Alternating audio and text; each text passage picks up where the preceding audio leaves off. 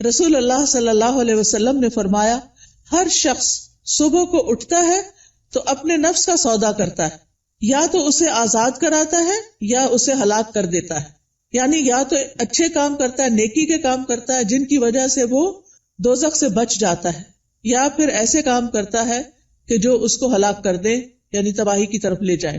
اب میں چند کام جو صبح سے رات تک کرنے چاہیے جو ہمیں سنت سے پتہ چلتے ہیں ان میں سے ایک ایک کا ذکر کروں گی، اور آپ اس کو سن کر اپنا جائزہ لیتے جائیے اور میرے ساتھ شیئر بھی کیجیے کہ کیا آپ یہ کرتے ہیں یا آپ کو کرنے کی ضرورت ہے۔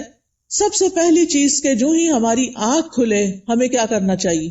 دعا پڑھنی چاہیے۔ کس کس کو یہ دعا آتی؟ الحمدللہ، لیکن سب کو نہیں آتی۔ میری گزارش ہوگی سب بہنوں سے کہ اس دعا کو خود بھی سیکھیں اور اپنے بچوں کو بھی سکھائیں۔ وہ دعا کیا ہے؟ الحمدللہ الذی احیانا بعدما اماتنا والیہ النشور۔ اور ایک اور دعا بھی ہے، اگر وہ بھی آتی ہے تو ٹھیک، نہیں تو وہ بھی اچھا ہے۔ الحمدللہ الذی رد علی روحی واذن لی بذکرہ۔ اللہ کا شکر ہے جس نے میری روح لوٹا دی اور مجھے اپنے ذکر کی اجازت دے دی، کہ مجھے توفیق دے دی۔ کیونکہ آپ دیکھیں کتنے ہی لوگ ہیں جو سوتے ہیں تو پھر جاگتے نہیں۔ ابھی ریسنٹلی میری ایک بہت عزیز ساتھی کے ہسبینڈ کا انتقال ہوا ہے۔ وہ صبح اٹھے ہیں، فجر کے وقت نماز پڑھی ہے، اپنے معمولات کیے ہیں، پھر اشراق پڑھی ہے اور دوبارہ آرام کرنے کے لیے لیٹ گئے۔ ہم میں سے اکثر لوگ یہ کرتے ہیں نا، راتیں چھوٹی ہوتی ہیں، موسم بھی گرم ہوتا ہے، رات کو سوتے ہوئے دیر ہو جاتی ہے تو انسان پھر کیا کرتا ہے، اٹھنے کے بعد پھر لیٹ جاتا ہے، اور وہ اسی طرح لیٹ گئے ہیں لیکن پھر دوبارہ نہیں اٹھے۔ ہمیں سے کسی کو نہیں پتا کہ جب وہ سوئے گا تو دوبارہ اٹھے گا یا نہیں۔ اس لیے معمول بنا لیجئے کہ ذکر کر کے سونا ہے اور اٹھتے ہوئے بھی اللہ کا شکر ادا کرنا ہے کہ اس نے ہماری روح، ہماری جان ہمیں واپس لوٹا دی۔ تو دن کا آغاز اللہ کی حمد و ثنا، اللہ کی تعریف، اور اس بات کے ساتھ وَإِلَيْهِ النُّشُورُ کے واپس جانا ہے۔ ہماری واپسی بھی اللہ کی طرف سے، جس نے ہمیں زندہ کیا، پیدا کیا، وہی ہمیں موت دے گا۔ پھر آپ دیکھیے کہ اس کے ساتھ ہمیں یہ بھی یاد رکھنا چاہیے کہ کائنات کی ہر چیز تسبیح کر رہی ہے، اللہ کی تعریف بیان کر رہی ہے۔ قیامت کے دن سب سے افضل بندے وہ ہوں گے جو کثرت سے اللہ کی تعریف کرتے ہیں، حمادون ان کو کہتے ہیں۔ اور ایک دفعہ الحمدللہ کہنا میزان کو نیکیوں سے بھر دیتا ہے، یعنی صبح صبح اب ہم الحمدللہ کہیں تو گویا ہم نے اپنے لیے ایک بہت بڑا ذخیرہ نیکیوں کا اکٹھا کر لیا۔ اور ویسے بھی شکر ادا کرنا جو ہے وہ اللہ تعالیٰ کو بہت پسند ہے۔ پھر آپ دیکھیں کہ جب یہ کہتے ہیں نا کہ وَإِلَيْهِ النُّشُورُ، کہ دوبارہ اسی کی طرف جی اٹھنا ہے، تو قبر سے بھی اٹھنا ایسا ہی ہے جیسے کوئی بستر سے اٹھتا ہے۔ کسی کو اچھے خواب آتے ہیں وہاں اور کسی کو نہیں آتے۔ قبر میں بھی کچھ لوگ تو خوشحال ہوں گے اور کچھ لوگ برے حال میں ہوں گے۔ بہرحال قیامت کے دن سب کو اٹھنا ہوگا، تو انسان موت کو یاد کرتے ہوئے، اپنے مقصد کو سامنے رکھتے ہوئے کہ واپسی بھی ہے، اس طرح دن کا آغاز کرے تاکہ اچھے سے آغاز کریں۔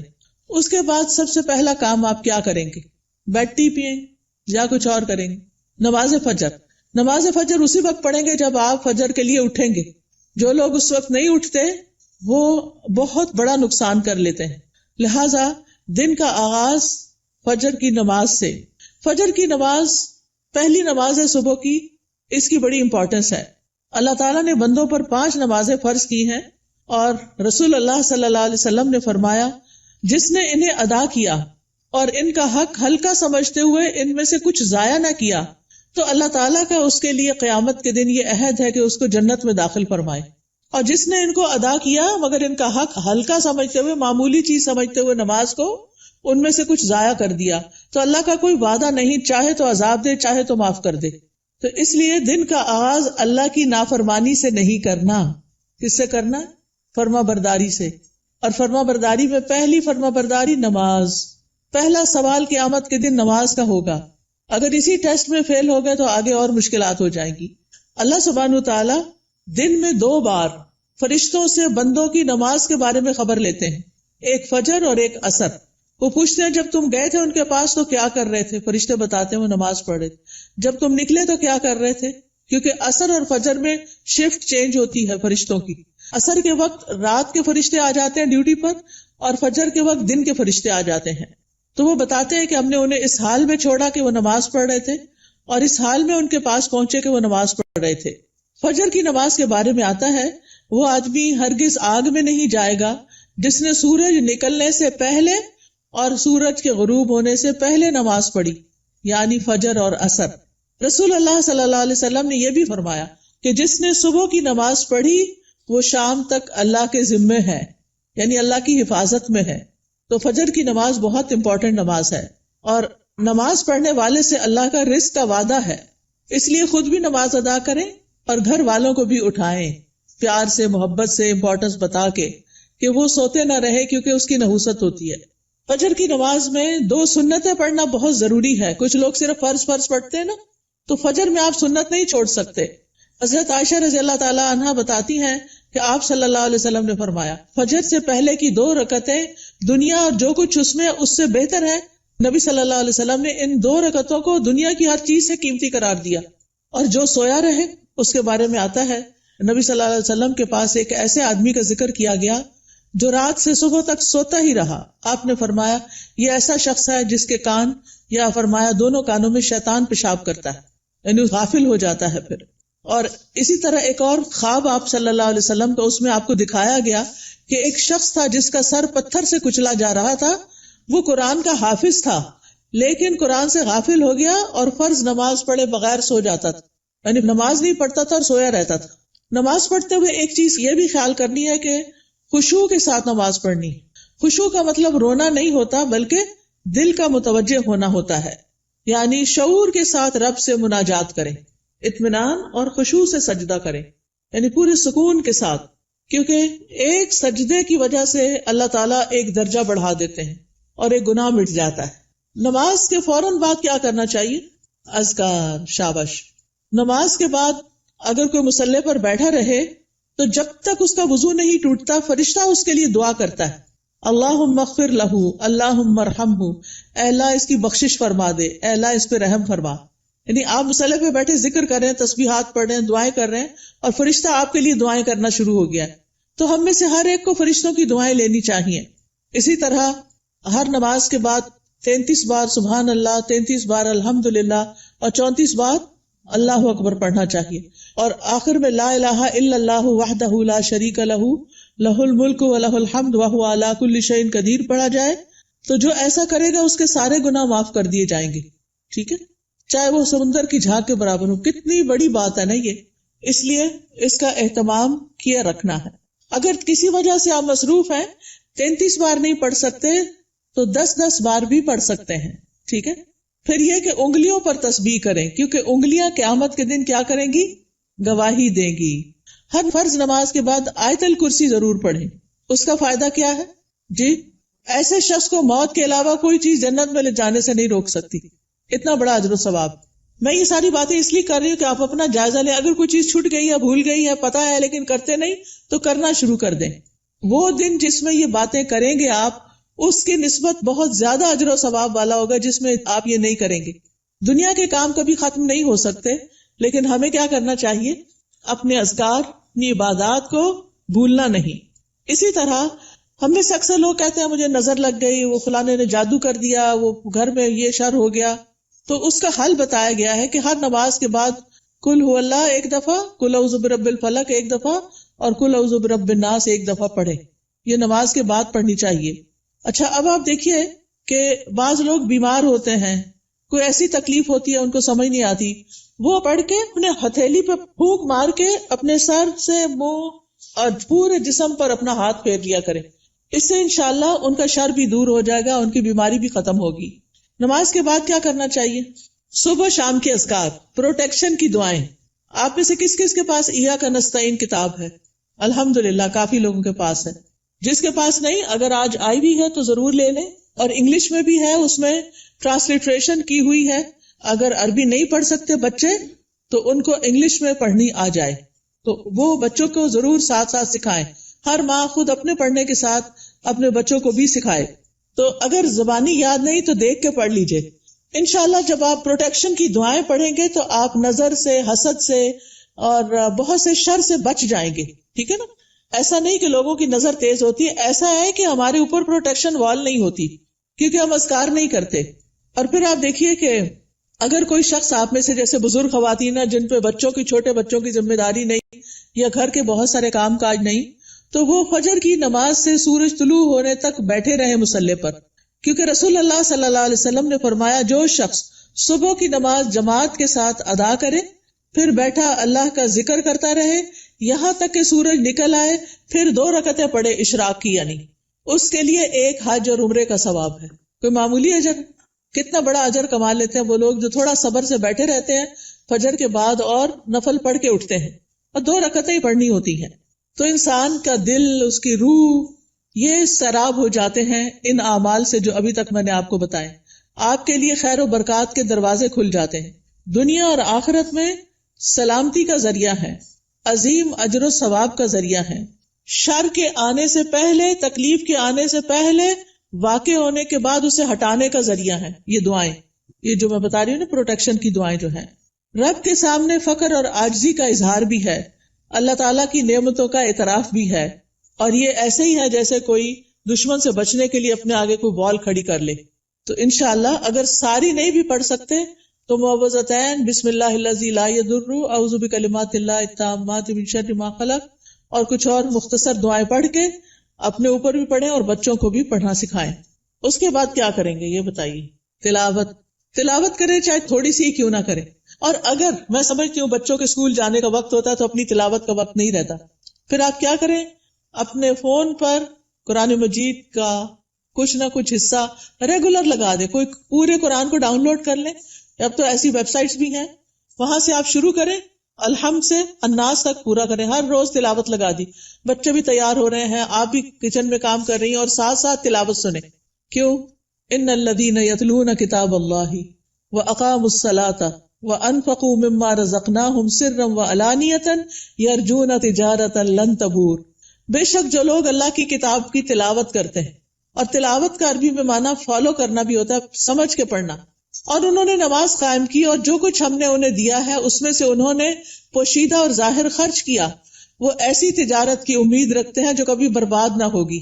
یہ لوگ اللہ کے ساتھ ایک بزنس کر رہے ہیں، یہ چیزیں یہ پڑھتے ہیں، تلاوت کرتے ہیں، قرآن پڑھتے ہیں، لوگوں پہ خرچ کرتے ہیں، تو یہ اللہ کے ہاں ایسا اجر، اتنا پروفٹ پائیں گے کہ سوچ بھی نہیں سکتے، تاکہ وہ انہیں ان کے اجر پورے دے اور اپنے فضل سے انہیں زیادہ بھی دے، بے شک وہ بے حد بخشنے والا نہایت قدردان ہے۔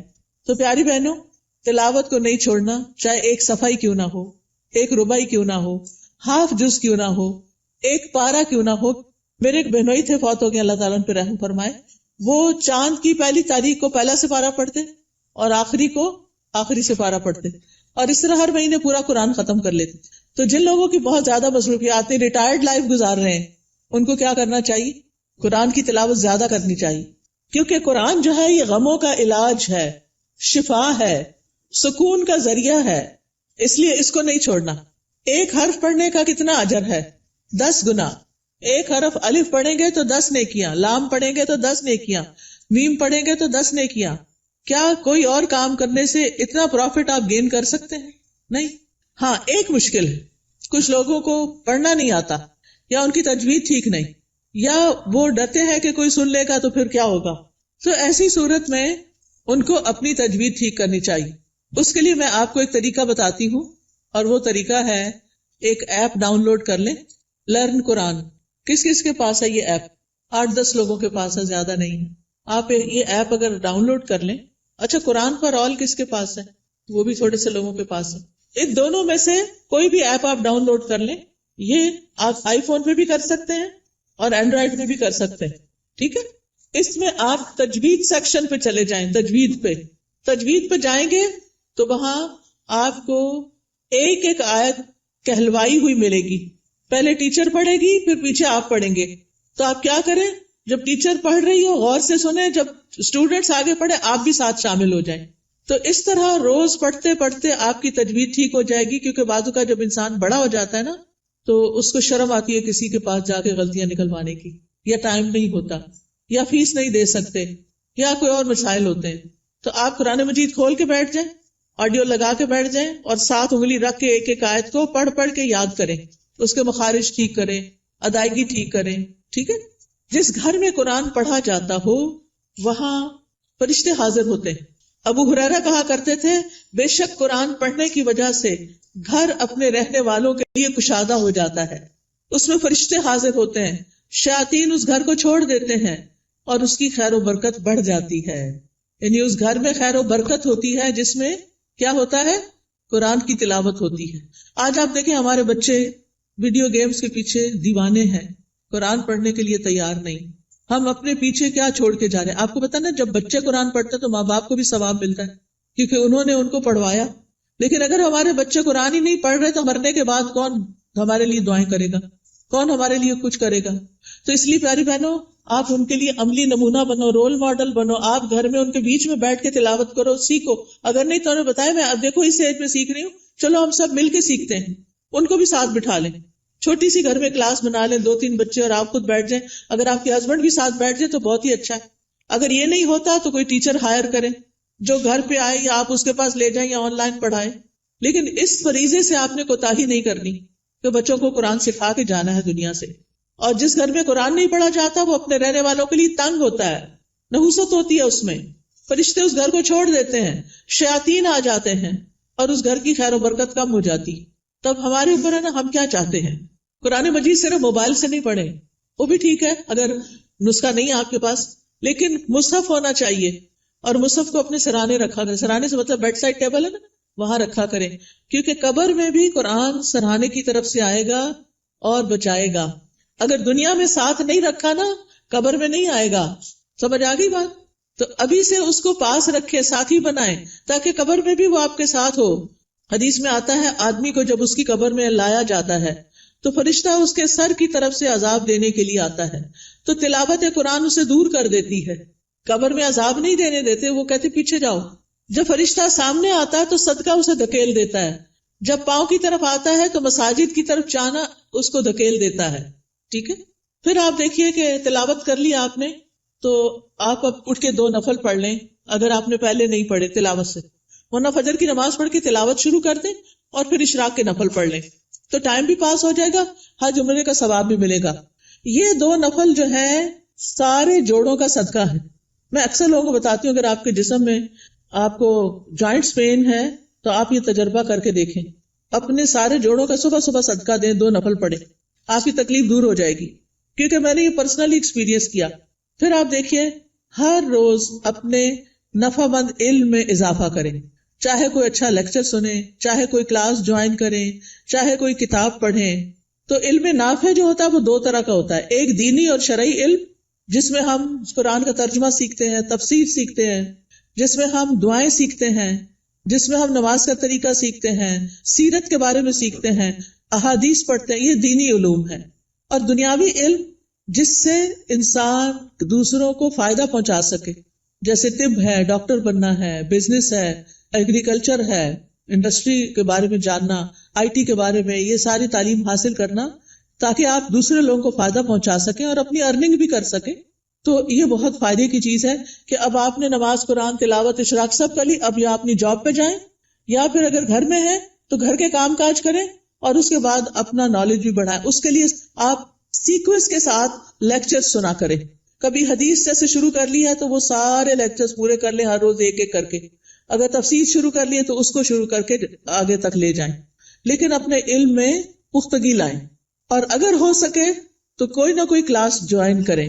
رسول اللہ صلی اللہ علیہ وسلم نے فرمایا جو شخص صبح کے وقت اس لیے مسجد کی طرف نکلا کہ بھلائی سیکھے یا سکھائے تو اس کے لیے پورا حج ادا کرنے والے کے مثل اجر ہے. اتنا بڑا اجر ہے. یاد رکھیں علم سیکھنے اور سکھانے کے لیے وقت مقرر کریں، جگہ مقرر کریں، ورنہ اگر آپ صرف چلتے پھرتے ہی سن رہے ہیں تو پکا علم نہیں آئے گا.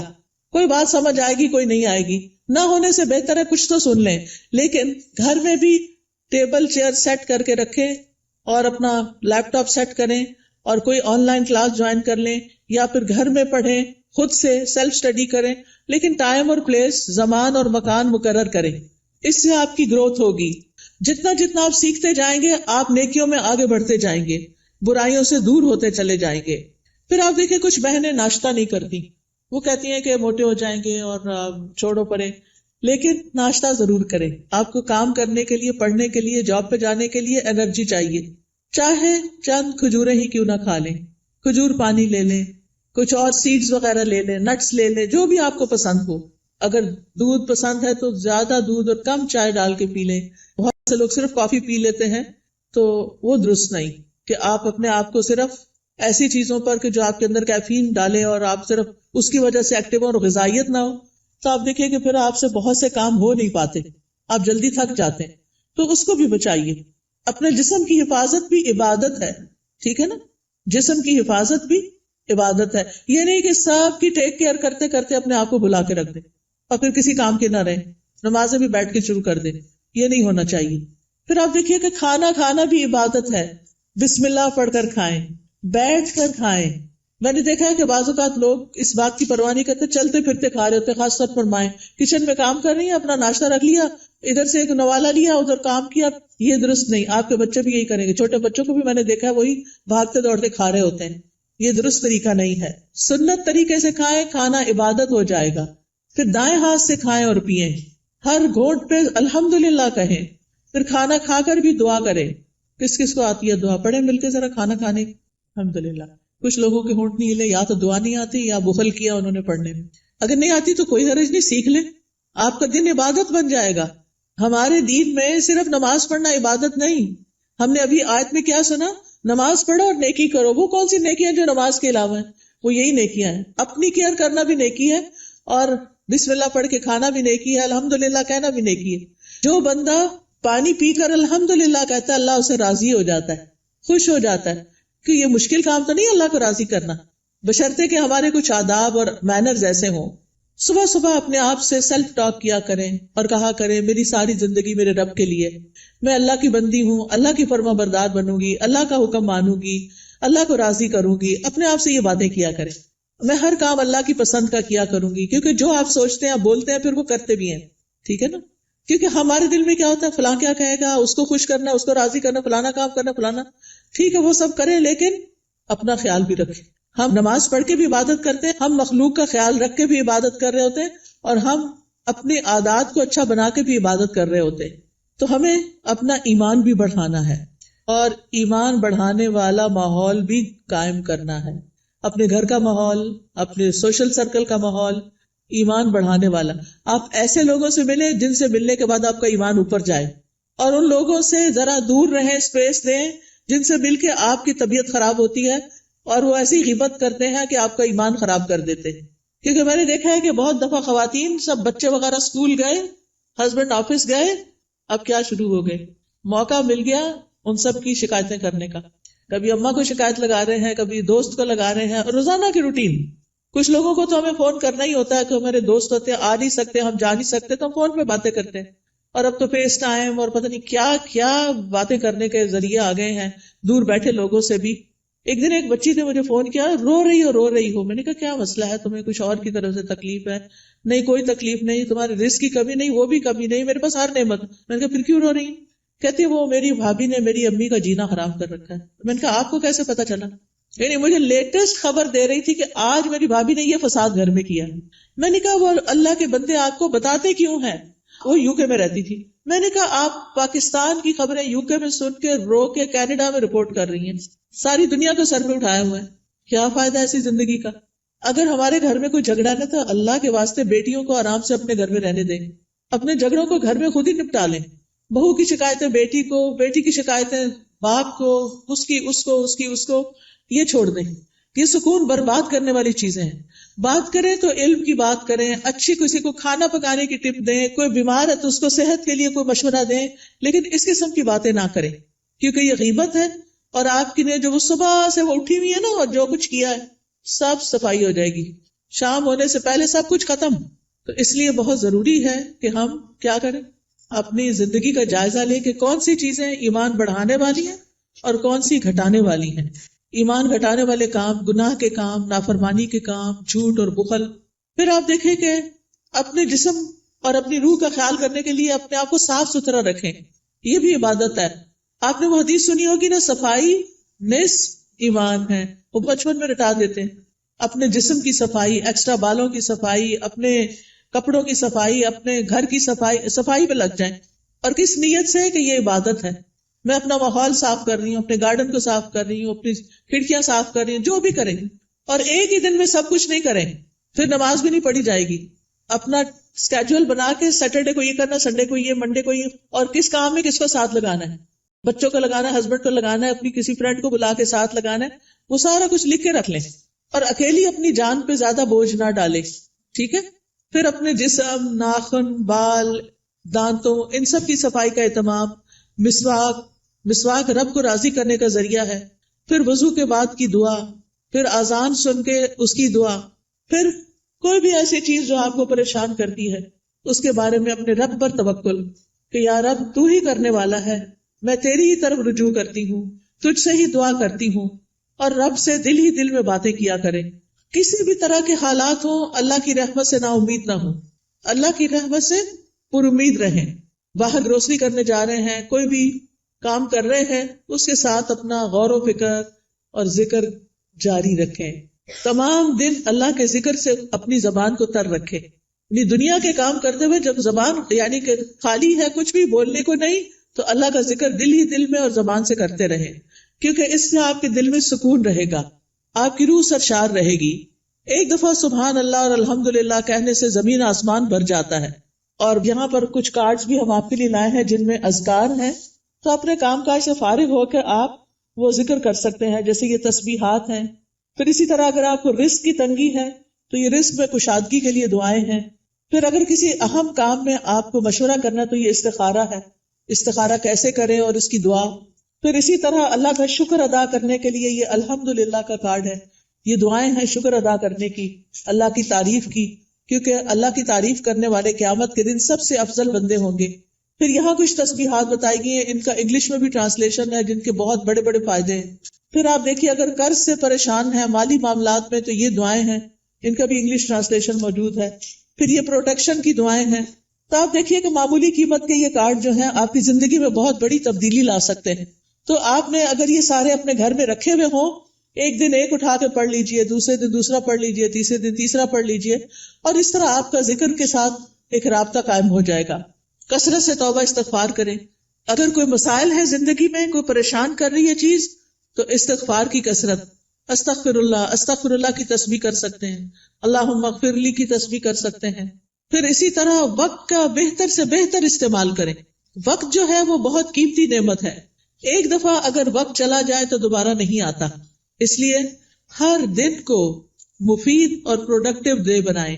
رسول اللہ صلی اللہ علیہ وسلم نے فرمایا 2 نعمتیں ایسی ہیں جن کے بارے میں اکثر لوگ خسارے میں ڈالے گئے ہیں، ایک تندرستی اور دوسرے فراغت، کہ اس سے وہ فائدہ نہیں اٹھاتے جتنا اٹھانا چاہیے. بیمار ہو کر تو انسان کچھ کر نہیں سکتا. جب تک اللہ آپ کو چلتا پھرتا رکھے، آپ عبادت بھی خوب دل بھر کے کریں اور بندوں کی خدمت بھی کریں اور فضول قسم کی ایکٹیویٹیز میں اپنا وقت ضائع نہ کریں. اب دیکھیے کہ ہمارے دن میں کئی ڈسٹریکشنز ہوتی ہیں، خاص طور پر فون کی وجہ سے. ہم نے کوئی اپنے گول سیٹ کیے ہوئے ہوتے ہیں کہ آج کے دن میں نے یہ اور یہ کام کرنے ہیں. آپ کرنا شروع کرتے ہیں کہ اتنے میں بیل بج جاتی ہے، آپ فون اٹھا لیتے ہیں اور کہیں سے کہیں پہنچ جاتے ہیں، اور جو کرنے کا کام تو وہ دھرے کا طرح رہ گیا. تو اس چیز سے بھی آپ نے کانشیس رہنا ہے. کچھ وقت کے لیے فون بند کر دیا کریں اور اس وقت اپنے کرنے کے کام پہلے پورے کریں، پھر اس کے بعد فون کھولیں، تاکہ آپ کا دن نتیجہ خیز دن ہو. جب انسان اپنے کرنے کے کام کر لیتا ہے تو اس کو ایک خاص سیٹسفیکشن ہوتی ہے، خاص خوشی نصیب ہوتی ہے. تو آپ اپنے کرنے کے کاموں کی لسٹ بنائیں، اپنے مقاصد کو دہرایا کریں، بے مقصد چیزوں سے خود کو دور رکھیں، اور جو ٹارگٹ آپ حاصل کرنا چاہتے ہیں اس کے لیے دیکھیں کہ آپ کو کیا کیا چاہیے، وہ بھی لکھ لیں. پھر اسی طرح کاموں کو لٹکائیں نہ، تاخیر نہ کریں، وقت پر کریں. روٹین بنائیں تو کام سارے ہی ہو جائیں گے، کیونکہ ہیپ ہیزرڈ کبھی کچھ کر لیا، کبھی کچھ کر لیا، کبھی کچھ کر لیا، بہت وقت ضائع ہوتا ہے. ایک کام کرتے ہوئے آپ کو یہ پتا ہونا چاہیے کہ نیکسٹ کیا کرنا ہے مجھے. یہ نہیں کہ اوہو آج میں یہ تو کرنا بھول ہی گئی، یہ تو پڑھا ہی نہیں، یہ تو کیا ہی نہیں. پھر آپ دیکھیے کہ جتنے بھی اطاعت کے کام، عبادت کے کام ہوتے ہیں، اس میں مشقت لگتی ہے، محنت لگتی ہے. اس کے لیے اپنے نفس سے جہاد کرنا پڑتا ہے، اپنے نفس کو کنٹرول کرنا پڑتا ہے، کیونکہ کامیاب بھی وہی ہوتا ہے جو نفس کا تزکیہ کر لیتا ہے. قد افلح من تزکا وذکر اسم ربہ فصلی، فلاح پا گیا جس نے پاکیزگی اختیار کی اور اپنے رب کا نام یاد کیا پھر نماز پڑھی. یہ ہے کامیاب ہونے والے. لہذا دن بھر اپنی نمازوں کی حفاظت، کیونکہ نماز قبر میں ساتھ داخل ہوگی، بچوں نے بھی نہیں داخل ہونا، مال نے بھی داخل نہیں ہونا، کسی دوست نے بھی ساتھ نہیں جانا. جس چیز نے جانا ہے اس کی فکر سب سے پہلے کرے. نبی صلی اللہ علیہ وسلم سے سوال کیا گیا کہ سب سے افضل اعمال کون سے ہیں؟ تو آپ نے فرمایا نماز کو اس کے اول وقت پر ادا کرنا. ٹائم ہو تو بلا وجہ تاخیر نہ کریں، فوراً پڑھ لیں. اور پھر نماز کی 12 سنتیں بھی ادا کیا کریں دن بھر میں، کیونکہ ایسا کرنے والے کے لیے جنت میں گھر بنا دیا جاتا ہے. آپ دیکھیے کہ صرف ایک سال اگر کوئی شخص سنت موقدہ پڑھتا ہے تو نہ پڑھنے والے کے درمیان اور اس کے درمیان 4320 رکعتوں کا فرق پڑ جاتا ہے. یعنی ایک وہ شخص جو 12 رکعتیں پڑھتا ہے سال بھر اور دوسرا صرف فرض پڑھ رہا ہے اور کوئی نہیں پڑھ رہا سنت، تو ان دونوں کے درمیان ایک سال میں اتنا فرق پڑ جائے گا. اگر ایک رکعت بھی وتر روز پڑھتے ہیں آپ تو سال میں 365 رکعتیں بنتی ہیں، یہ منیمم. لیکن کچھ لوگ وتر بھی نہیں پڑھتے، وہ اس سے بھی محروم.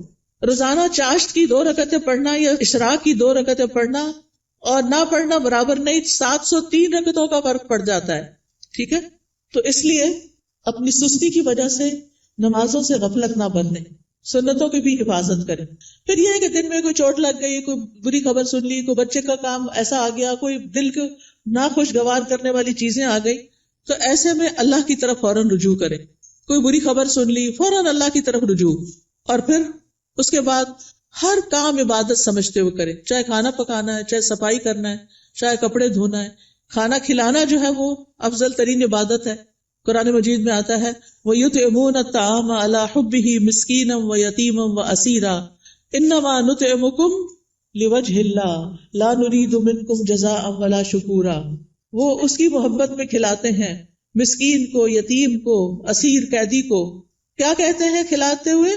ہم تمہیں صرف اللہ کے چہرے کی خاطر کھلا رہے ہیں کہ ہم اللہ کا دیدار کرنا چاہتے ہیں، ہم تم سے نہ شکریہ چاہتے ہیں نہ بدلہ چاہتے ہیں. اِنَّا نَخَافُ مِن رَّبِّنَا يَوْمًا عَبُوسًا قَمْطَرِيرًا. بے شک ہم اپنے رب سے اس دن کے بارے میں ڈرتے ہیں جو تیوری چڑھانے والا نہایت سخت ہوگا. تو ان کے ساتھ کیا معاملہ ہوگا؟ اللہ بھی ان کو قیامت کے دن کی مشقتوں سے بچا لے گا اور ان کو خوشی اور تر و تازگی ملے گی. فَوَقَاهُمُ اللَّهُ شَرَّ ذَلِكَ الْيَوْمِ وَلَقَّاهُمْ نَضْرَةً وَسُرُورًا.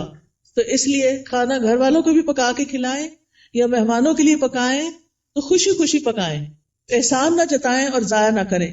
کپڑے دھونا، نہانا، بچوں کو نہلانا، گھر صاف کرنا، یہ سب صفائی اور طہارت کے اہتمام ہیں، یہ ایمان کو مکمل کرتے ہیں. پھر آپ دیکھیے کہ نیکیوں کے کام میں سستی نہیں کرنی. نیکی کا کوئی بھی کام، آپ کی دوست نے فون کر دیا کہ فلاں شخص بیمار ہے، غریب ہے، اس کے لیے مدد کرنی ہے، آپ بھی اپنا کچھ حصہ ڈال دیا، صدقہ کر دیا. تو نیکی کے ہر کام میں حصہ ڈالا کرے. حضرت ابوبکر کے بارے میں آتا ہے نبی صلی اللہ علیہ وسلم کی مجلس میں لوگ بیٹھے ہوئے تھے، آپ نے پوچھا آج تم میں سے کس نے روزے کی حالت میں صبح کی ہے؟ حضرت ابوبکر رضی اللہ عنہ نے عرض کیا میں نے. آپ نے پوچھا آج کس نے مریض کی عادت کی؟ انہوں نے کہا میں نے. آپ نے پوچھا تم میں سے جنازے میں کس نے شرکت کی؟ انہوں نے کہا میں نے. آپ نے پوچھا کس نے مسکین کو آج کھانا کھلایا؟